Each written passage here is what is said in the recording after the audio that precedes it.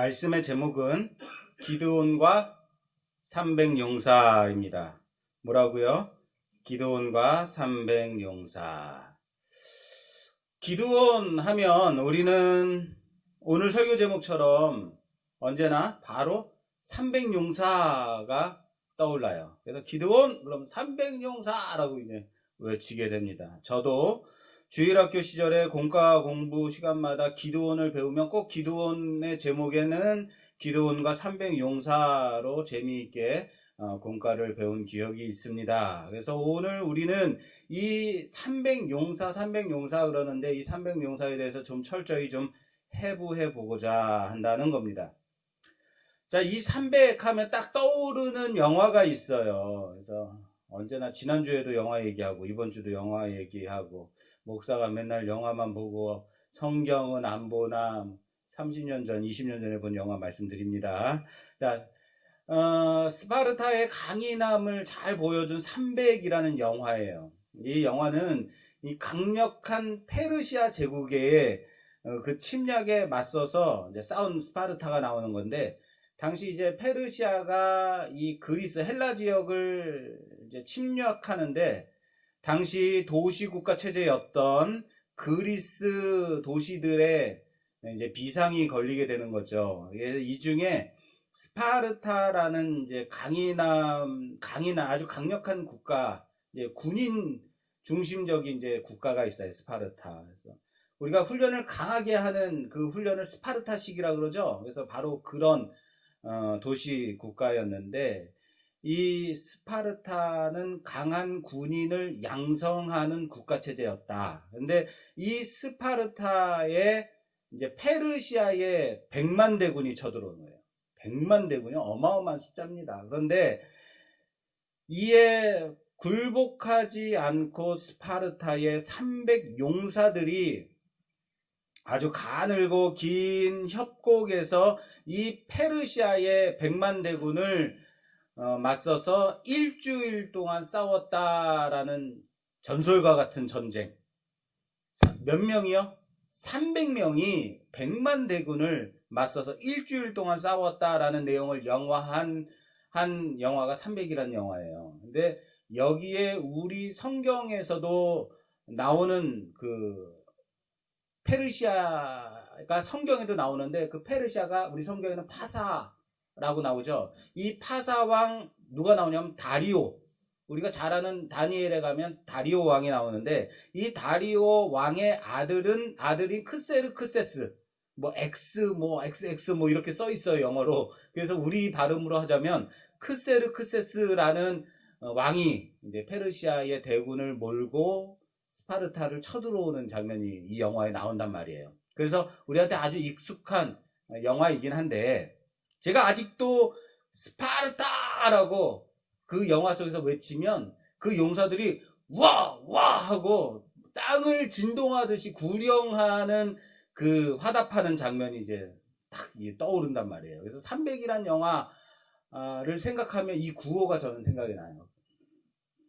그래서 그런지 몰라도 기드온과 300용사 하면 정말 근육질의 멋진 용사들이 딱 떠오르는 거는 저만의 착각입니까? 여러분들은 전혀 모르시는 분위기인 것 같습니다. 괜히 길게 얘기했다는 생각이 막 들고 그래요. 자, 여기서 중요한 건 뭐냐면 스파르타라고 외치면 이 용사들이 와 하고 땅을 막 진동하듯이 화답하는 이 장면이 아주 강렬한. 근데 이것을 제가 반복하는 이유가 있어요. 이따 설교 시간에 계속 할 거거든요. 그러니까 여러분 스파르타 그러면 와 하지 마시고. 자, 당시 우리가 오늘 보는 이 사사기의 시대상은, 사사 시대는 이스라엘에는 왕이 있었다 없었다? 없던 시대였습니다. 12지파 연합 체제로 약속의 땅인 가나안에서 이스라엘이 정착한 후에 살고 있었던 그 시대.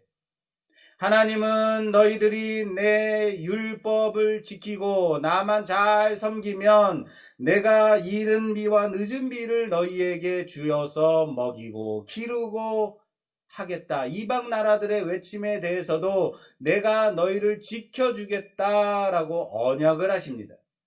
그런데 사사기를 통해서 볼 수 있는 것은 이스라엘에게 수시로 이방 나라들이 쳐들어오더라라는, 이방 나라들이 쳐들어와서 괴롭히더라라는 겁니다. 그때마다 하나님은 사사를 세워 주셔서 이스라엘을 지키게 하신다라는 겁니다. 그게 사사기죠. 오늘 이 기드온도 미디안 나라에서 미디안 사람들이 쳐들어와서 7년 동안 이스라엘을 괴롭히는 거예요. 그런데 어떻게 괴롭히냐면 쳐들어와서 그냥 빼앗고 가는 게 아니고 이스라엘이 추수한 모든 것들을, 짐승과 먹을거리를 다 싹쓸이해 가는 거예요. 이스라엘을 괴롭히기 때문에 하나님이 기드온을 사사로 세우셔서 사사가 되는 사람이 바로 누구냐면 기드온이에요. 기드온은 사사다. 자, 기드온이 사사로 세워지는 장면을 먼저 좀 볼게요. 6장, 사사기 6장 1절 이하에 우리 좀 봉독해 주세요. 1장 사사기 6장 1절에서 6절까지 좀 봉독해 주세요. 마이크로. 이스라엘 자손이 또 여호와의 목전에 악을 행하였으므로 여호와께서 7년 동안 그들을 미디안의 손에 넘겨주시니 미디안의 손이 이스라엘을 이긴지라. 이스라엘 자손이 미디안으로 말미암아 산에서 웅덩이와 굴과 산성들을 자기들을 위하여 만들었으며 이스라엘이 파종할 때면 미디안과 아말렉과 동방 사람들이 치러 올라와서 진을 치고 가사에 이르도록 토지 소산을 멸하여 이스라엘 가운데에 먹을 것을 남겨두지 아니하며 양이나 소나 나귀도 남기지 아니하니 이는 그들이 그들의 짐승과 장막을 가지고 올라와 메뚜기 떼같이 많이 들어오니 그 사람과 낙타가 무수함이라. 그들이 그 땅에 들어와 멸하려 하니 이스라엘이 미디안으로 말미암아 궁핍함이 심한지라. 이에 이스라엘 자손이 여호와께 부르짖었더라. 아멘. 자, 그렇습니다. 미디안과 주변 나라들, 아말렉과 동방 나라가 사람들이 자꾸 이스라엘을 침공해서 괴롭히는 겁니다. 그래서 이스라엘이 여호와께 부르짖는 거죠. 여호와께 부르짖었더니 하나님이 기드온을 사사로 세우신다. 그런데 여러분, 왜 미디안이 쳐들어왔고 왜 이스라엘은 미디안을 이기지 못했을까? 왜 이스라엘은 미디안을 이기지 못했을까? 왜일까요? 1절에 우리들이 봤듯이 이스라엘이 여호와 앞에 악을 행했기 때문이죠. 이스라엘이 여호와 앞에 악을 행했기 때문에, 율법을 지키지 않고 이방신을 섬겼기 때문에, 다른 이방신들을 섬겼기 때문에 이스라엘은 미디안을 이길 수 없었던 겁니다. 그럼에도 하나님은 돌이키고 회개하고 하나님을 찾는 이스라엘에게 그때마다 은혜를 베풀어 주신다라는 거예요. 하나님은 선지자를 이스라엘에게 보내십니다. 기드온을 그래서 부르십니다. 기드온을 부르는 장면 좀 같이 좀 살펴보려고 합니다. 6장 11절 제가 봉독하겠습니다. 여호와의 사자가 아비에셀 사람 요아스에게 속한 오브라에 이르러 상수리 나무 아래에 앉으니라. 마침 요아스의 아들 기드온이 미디안 사람에게 알리지 아니하려 하여 밀을 포도주 틀에서 타작하더니 여호와의 사자가 기드온에게 나타나 이르시되 큰 용사여 여호와께서 너와 함께 계시도다. 할렐루야. 여호와의 사자가 기드온을 찾아옵니다. 그리고 기드온을 부릅니다. 뭐라고 불러요? 큰 용사여 라고 불러요. 마치 스파르타라는 것처럼 큰 용사여 하고 기드온을 불러요. 그런데 보세요. 어디서 기드온을 불러요? 기드온이 뭐하고 있을 때 불러요? 기드온이 미디안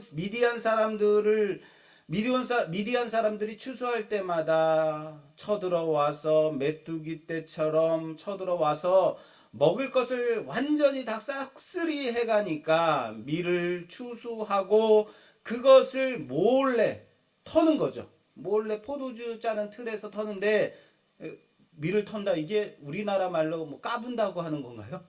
예, 까부는 거죠. 이렇게 별을 까분다고 그러죠. 예, 그거 하는 거죠. 그런데 미디안 사람들의 눈에 들키지 않으려고 피하기 위해서 어디서 터냐면 포도즙을 짜는 틀 안에서 까불고 있는 거죠. 하나님의 사자가 부르는 그때 기드온은 몰래 숨어서 포도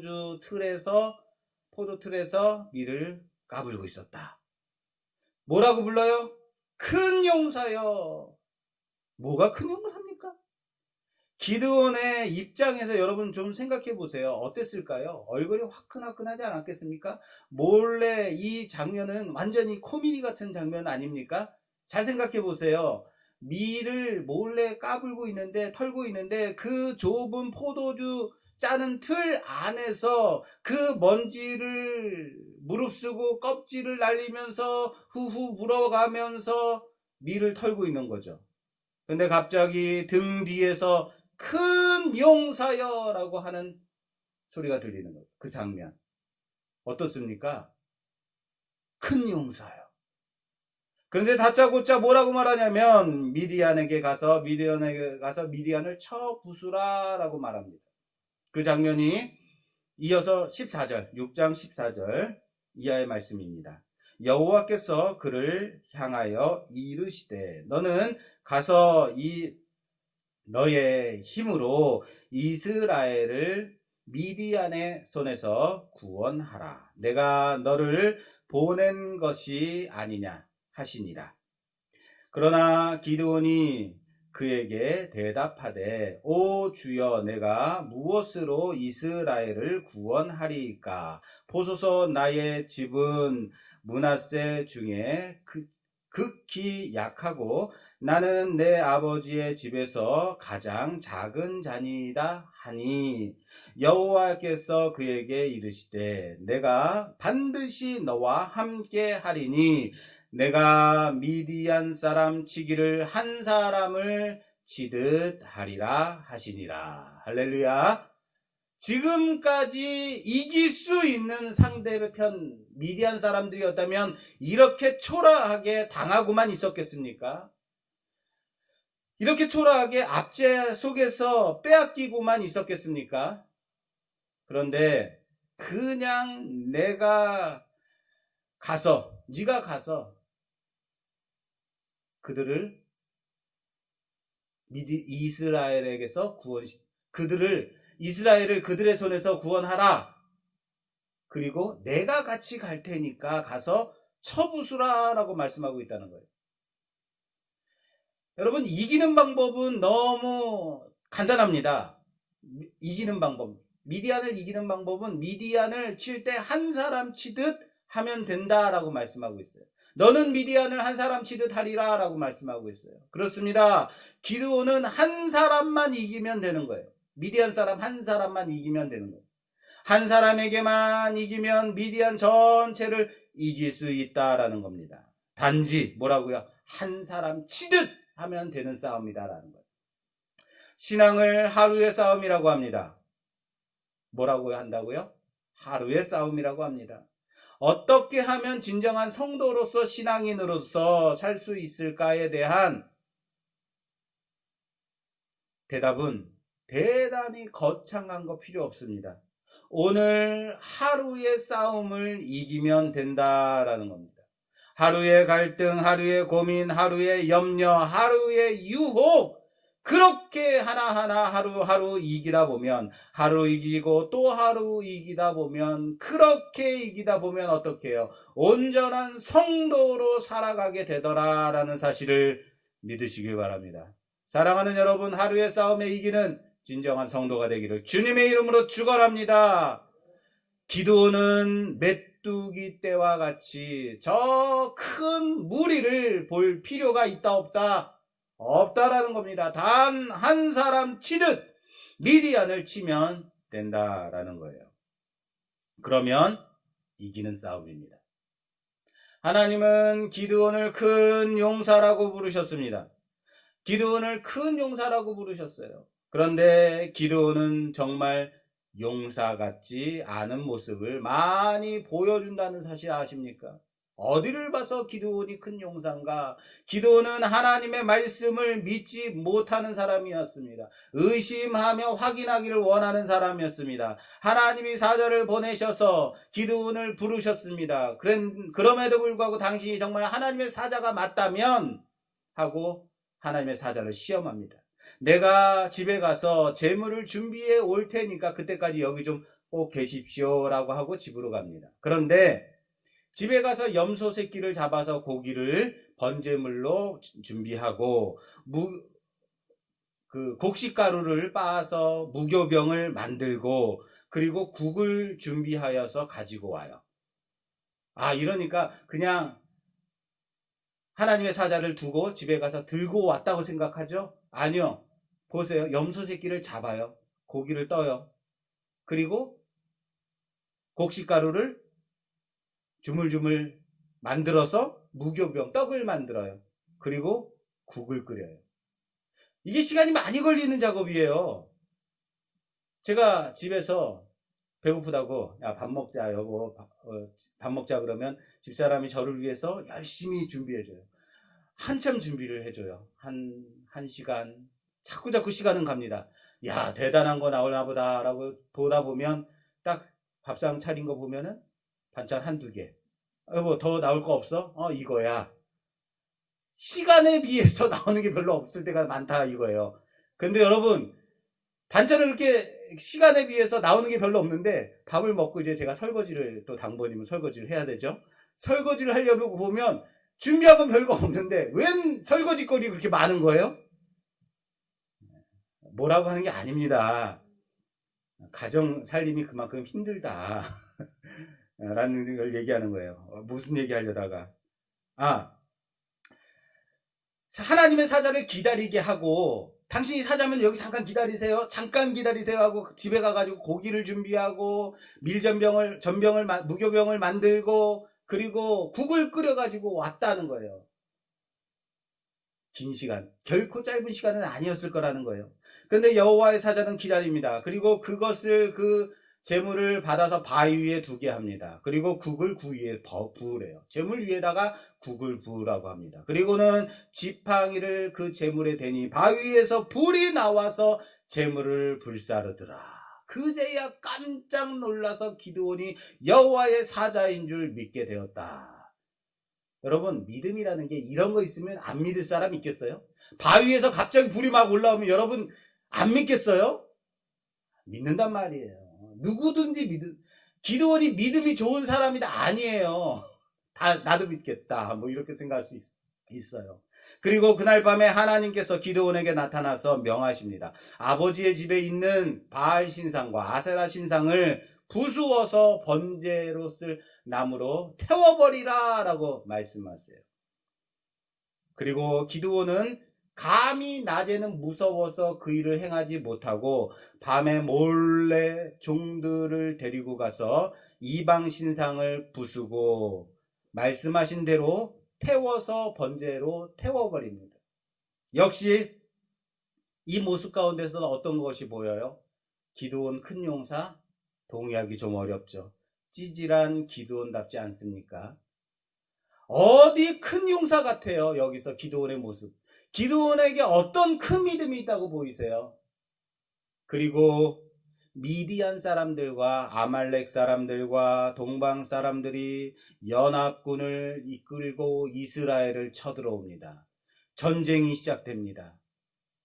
그리고 드디어 우리의 용사 기드온이 하나님의 영에 충만하여 하나님의 영이 임하여 나팔을 불며 군사를 모읍니다. 군사를 모았더니 이스라엘의 여러 지파에서 싸울 만한 사람들이 몰려들게 됩니다. 그리고 이젠 나가서 싸우면 됩니다. 싸우면 돼요. 사람들이 모였으니까 군인들이 모였으니까.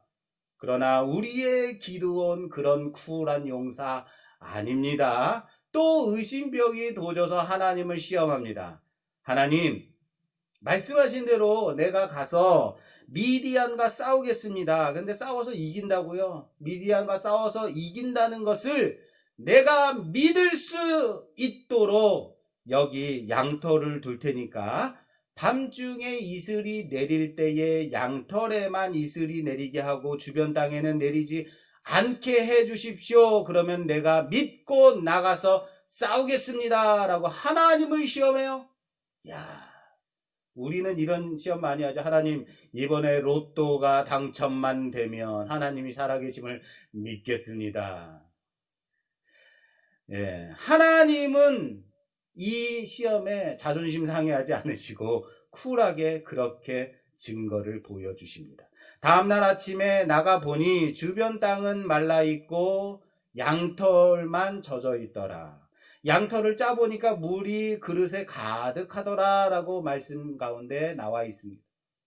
자, 그러면 어떻게 해야 돼요? 하나님께서 증거를 보여주셨어요. 어떻게 해야 돼요?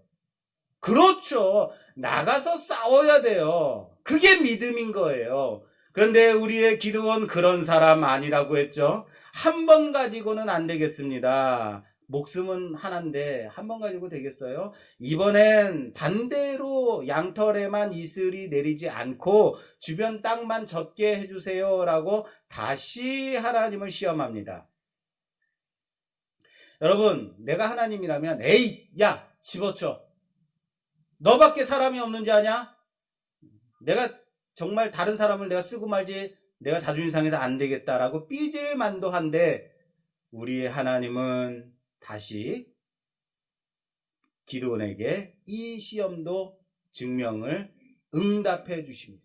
우리 하나님 그런 하나님이죠. 믿음 없는 자에게 믿음을 주기 위하여서 기드온에게 2번이나 증거를 보여주십니다. 자, 이제는 도저히 빼도 박도 못할 기드온입니다. 그리고 전쟁터로 나가게 되는 거죠. 그게 오늘 우리가 함께 봉독한 사사기 7장 1절에서부터 말씀입니다.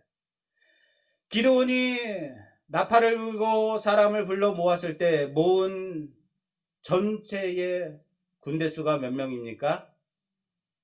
32,000명이죠. 32,000명이 모입니다. 하나님은 너무 숫자가 많다. 군대가 너무 많다. 그러므로 두려워 떠는 자들을 집으로 가라 라고 보내라고 말씀하십니다. 그랬더니 얼싸구나 하고 신나서 전쟁터를 떠난 이스라엘 백성이 몇 명이냐면 22,000명. 자, 그러면 32,000에서 22,000명이 집에 갔습니다. 남은 숫자는 몇 명? 10,000명 남았습니다. 미디안과 연합군의 숫자가 얼마나 많았는지 메뚜기 떼와 같고 해변에 모래알 같았다고 말씀하고 있는데도 불구하고 10,000명이 너무 많다라는 거예요. 고작 10,000명 갖고 어떻게 싸우라고. 그럼에도 불구하고 하나님은 또 이번에도 아직도 많다. 너무 많다라고 말씀하세요. 그리고 이어서 오늘 우리가 함께 우리 장로님께서 봉독해 주신 말씀 5절 제가 말씀드리겠습니다. 5절 이하에 이에 백성을 인도하여 물가에 내려가매 여호와께서 기드온에게 이르시되 누구든지 개가 핥는 것 같이 혀로 물을 핥는 자들을 너는 따로 세우고 또 누구든지 무릎을 꿇고 마시는 자들도 그와 같이 하라 하시더니 손으로 움켜 입에 대고 핥는 자의 수는 300명이요 그 외의 백성은 다 무릎을 꿇고 물을 마신지라. 여호와께서 기드온에게 이르시되 내가 이 물을 핥아 먹은 300명으로 너희를 구원하며 미디안을 내 손에 넘겨주리니 남은 백성은 각각 자기의 처소로 돌아갈 것이니라 하시니. 할렐루야. 자, 군대를 물가로 데리고 가서 물을 마시게 합니다. 물을 마시게 하는데 개처럼 물을 핥는 자들의 무리와 무릎을 꿇고 물을 마시는 무리를 각각 갈라놓게 합니다. 그랬더니 손으로 움켜서 핥아 먹는 무리가 300명. 그리고 무릎을 꿇고 물을 마신 사람이 나머지 9,700명. 모두 다 무릎을 꿇고 물을 마시는 거예요. 하나님은 여기에서 손으로 움켜 물을 핥아 먹은 300명을 이 300명의 무리를 택하셨습니다. 왜 개처럼 핥아먹는, 손으로 물을 움켜서 핥아먹은 무리를 택하셨을까요? 왜? 누구는 군인은 절대로 남에게 무릎을 꿇는 자가 아니다. 그래서 무릎을 꿇지 않은 강건한 300명을 선택했다라고 말씀합니다. 누구는 전쟁터에서는 항상 주변을 경계해야 되기 때문에 개처럼 주변을 살피며 물을 마신 자를 진정한 군인이다라고 인정하고 택하셨다라고 말씀하기도 합니다. 정말 그런가요? 정말 그럴까요? 군인의 그 강인함 때문에, 이들이 용사기 때문에? 아니에요. 아멘 하신 분들은 취소하십시오. 과연 어디에, 성경 어디에도 이들이 왜 택했는지에 대한 설명이 없습니다. 이들이 강인했기 때문에, 용사였기 때문에, 싸움을 잘하는 사람이었기 때문에, 진정한 군인들이었기 때문에 택하셨다라고 말씀하고 있지 않아요. 단지 하나님은 손으로 움켜서 물을 핥아 먹은 300명을 택하셨을 뿐이다 라는 거예요. 왜 그들일까요? 왜 그들을 택하셨을까? 왜요? 그들이 300명이었기 때문인 거예요. 저는요, 만약에 무릎을 꿇고 물을 먹은 사람이 300명이었다면, 반대쪽에 있는 사람이 300명이었다면 하나님은 그들을 무릎 꿇고 물을 마신 300명을 택하셨을 것이라고 저는 확신합니다. 왠지 아십니까? 하나님은 숫자가 작은 무리를 택하실 계획이셨기 때문에, 처음부터. 오늘 7장 2절 말씀에 보면 정확하게 나와 있습니다. 7장 2절 오늘 본문 말씀, 여호와께서 기드온에게 이르시되 너를 따르는 백성이 너무 많은즉 내가 그들의 손에 미디안 사람을 넘겨주지 아니하리니 이는 이스라엘이 너를 거슬러 스스로 자랑하기를 내 손이 나를 구원하였다 할까 함이니라. 할렐루야. 뭐라고요? 왜 숫자가 많다고 안 된다고 말씀하셨다고요? 너희가 스스로 자랑하여 내 손이 나를 구원하였다 할까 합니다. 그래서 적은 무리를 택하셨다라는 거예요. 아니, 사실은 300명도 필요 없죠. 이 싸움은 기드온 한 사람이면 되는 싸움인 거예요. 왠지 아십니까? 기드온이 미디안을 치는데 한 사람 치듯 할 거니까요. 한 사람만 쳐서 이기면 되는 거니까. 오늘 제목이 뭐라고요? 에어컨 좀 틀어주세요. 오늘 제목이 뭐라고요? 기드온과 300용사예요. 기드온과 300용사. 어딜 봐서 300용사예요. 이런 거 보이시면 목사님 제목이 틀린 것 같은데요. 이렇게 말씀하셔야죠. 제목이 틀렸습니다. 아무리 눈 씻고 쳐다봐도, 아무리 살펴봐도 용사는 있다 없다? 없습니다. 여기에 용사는 없어요. 우리가 어려서부터 기드온과 300용사, 기드온과 300용사, 하도 300용사, 용사 그렇게 봤기 때문에 우리가 그렇게 믿는 것 아닌가요? 저는 과감히 오늘 설교 말씀의 제목을 기드온과 300 떨거지들이라고 바꾸고 싶어요. 너무 과한가요? 그렇다면 기드온과 재수 없이 남겨진 300명은 어떻습니까? 괜히 내가 그냥 개처럼 핥아 먹어가지고 하나님께 걸렸네. 이거 어떻습니까? 재수 없이 남겨진 300명. 여러분, 이들이 300 떨거지라고 말하는 이유가 있어요. 제가 괜히 과하게 여러분들 웃기려고 기드온과 300 떨거지들 그렇게 말하는 게 아닙니다. 보세요. 하나님은 이 300명을 데리고 전쟁을 시킵니다. 그런데 칼과 창을 들고 가게 하지 않아요. 뭘 들고 가게 하냐면 빈 항아리와 나팔과 항아리에 넣을 횃불을 들고 전쟁터로 가게 해요. 싸움터로 가게 하죠. 그리고 기드온이 그들을 모아놓고 셋대로 나눕니다. 100명씩 100명씩 셋대로 나누어 놓고 그들에게 이렇게 시켜요. 7장 17절 제가 봉독하겠습니다. 17절 그들에게 이르되 너희는 나만 보고 뭐만 보고요? 나만 봐. 나만 보고 내가 하는 대로 하되 내가 그 진영 근처에 이르러서 내가 하는 대로 너희도 그리하여 나와 나를 따르는 자가 다 나팔을 불거든 너희도 모든 진영 주위에서 나팔을 불며 이르기를 여호와를 위하라 기드온을 위하라 하라 하니라. 자, 기드온이 그들에게 시킵니다. 조용히 전쟁터로 그 미디안의 그 진영으로 몰래 가서 그 근처에 가서 나만 보고 내가 하는 대로 똑같이 따라해 하고 시켜요. 그리고 20절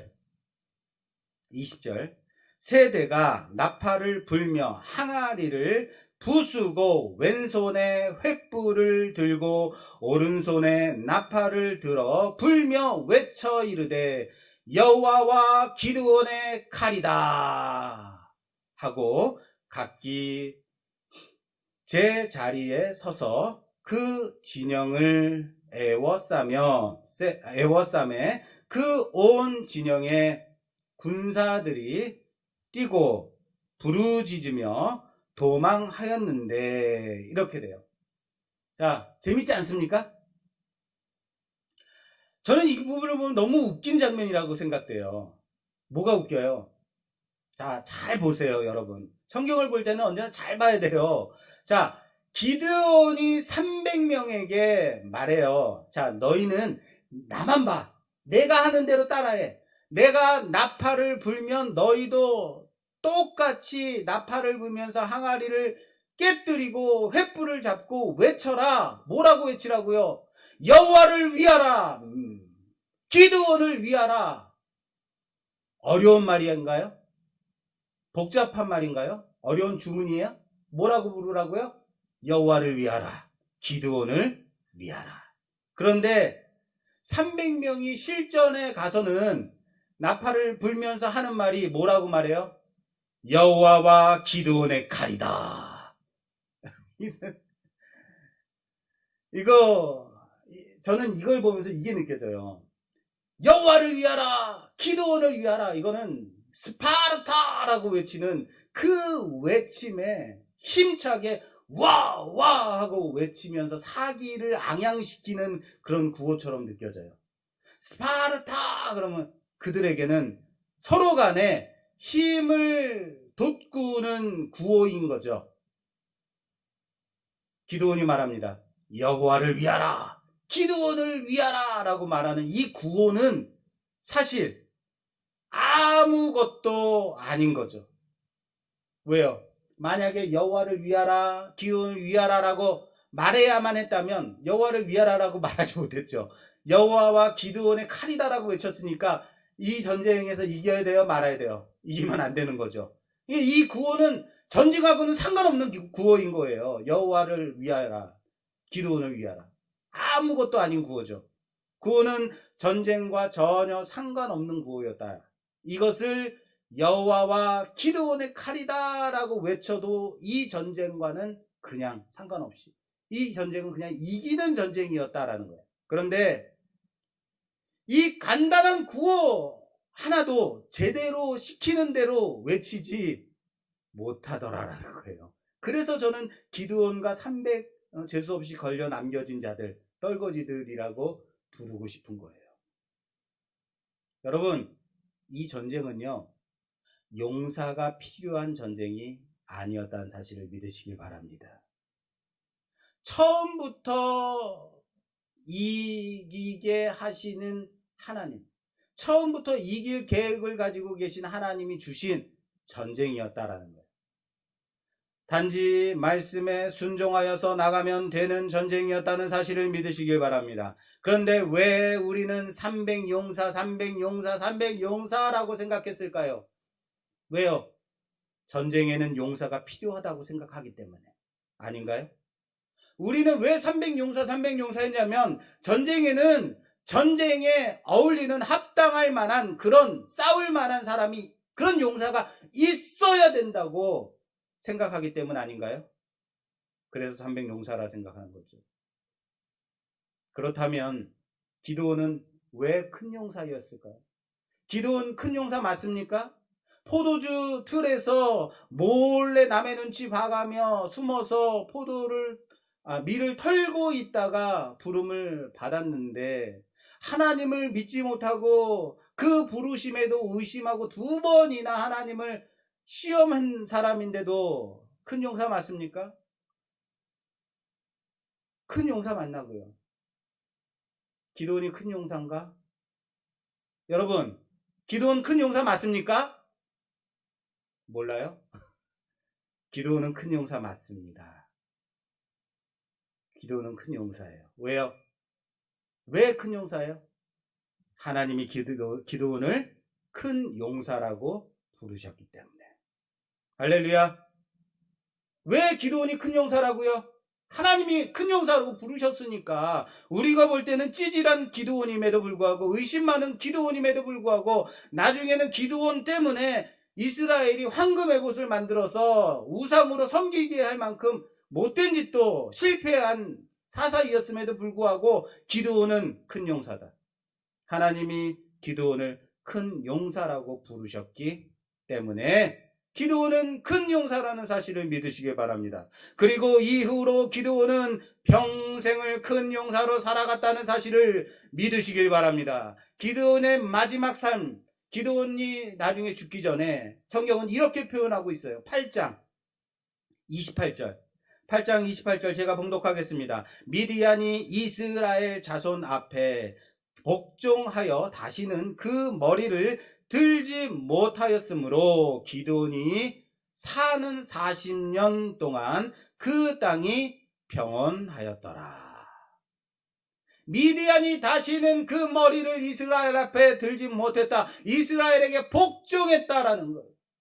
기드온이 사는 40년 동안 이스라엘이 평온했다라는 사실을 믿으시기 바랍니다. 큰 용사 기드온이 산 40년 동안의 말이에요. 그렇습니다. 기드온과 300용사는 없습니다. 그냥 기드온과 남겨진 선택받은 300명이 있을 뿐입니다.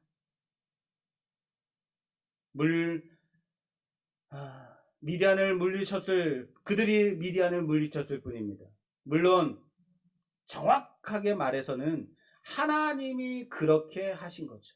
그러나 기드온은 그럼에도 불구하고 큰 용사입니다.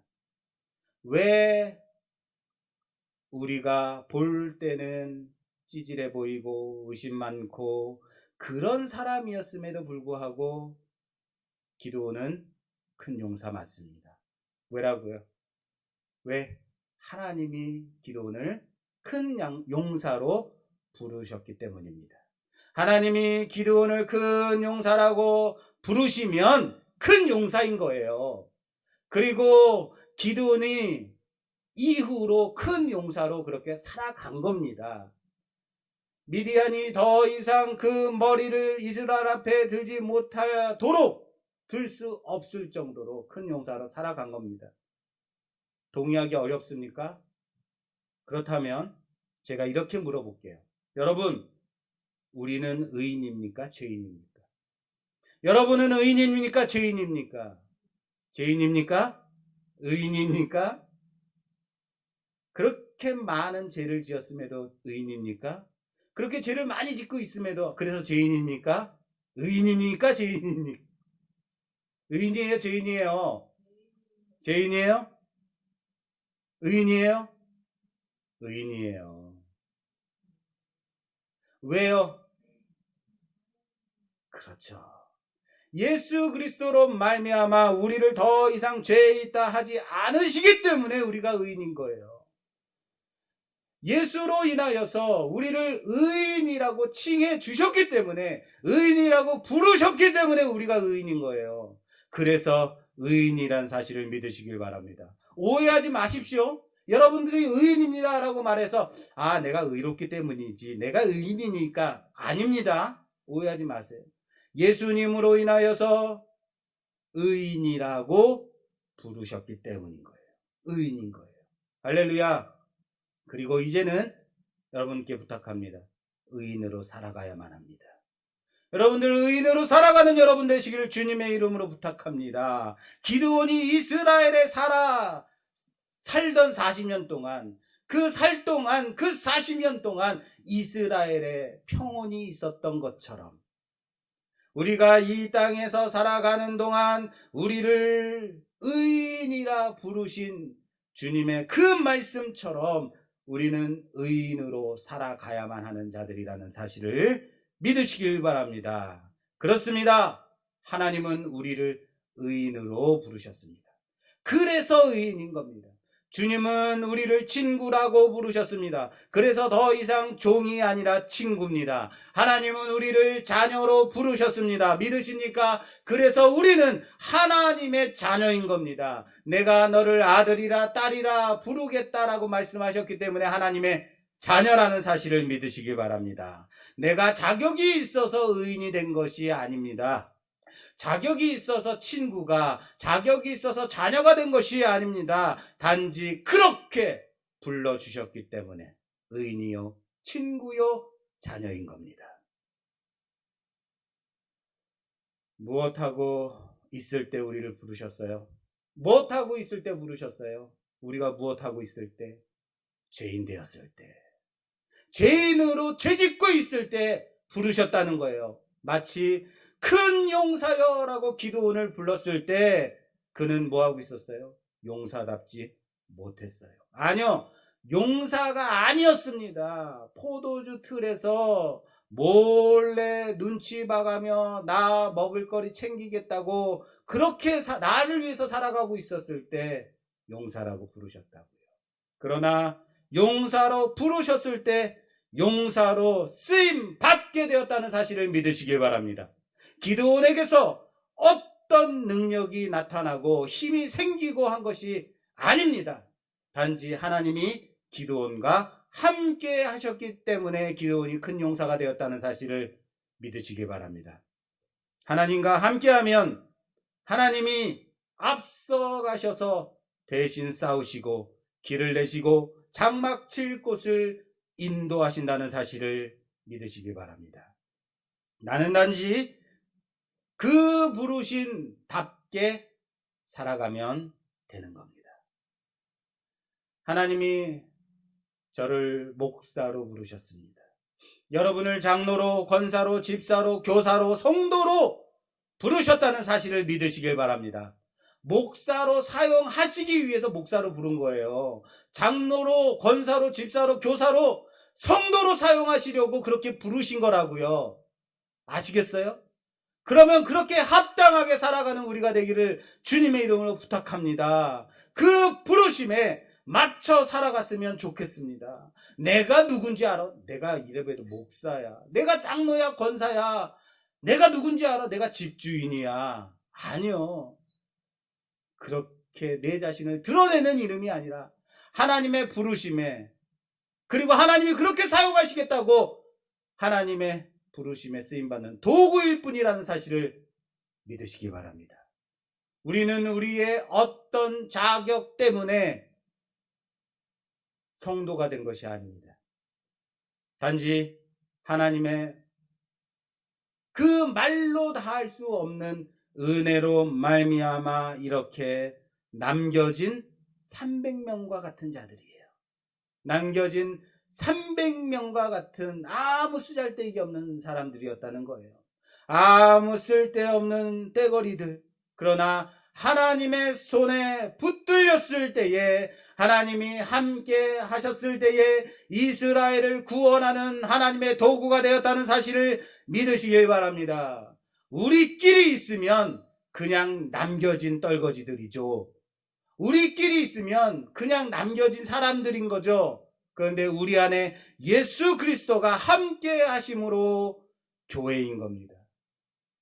거룩한 무리 성도들이라는 사실을 믿으시길 바랍니다. 누가 있을 때요? 우리 안에 예수 그리스도가 있을 때 결코 예수를 놓치지 말라고요. 그와 함께 함으로 우리 안에 거하심으로 말미암아 세상을 구원하는 사단의 권세에 맞서 싸우는 300의 큰 용사로 사용받는 우리가 되기를 주님의 이름으로 축원합니다.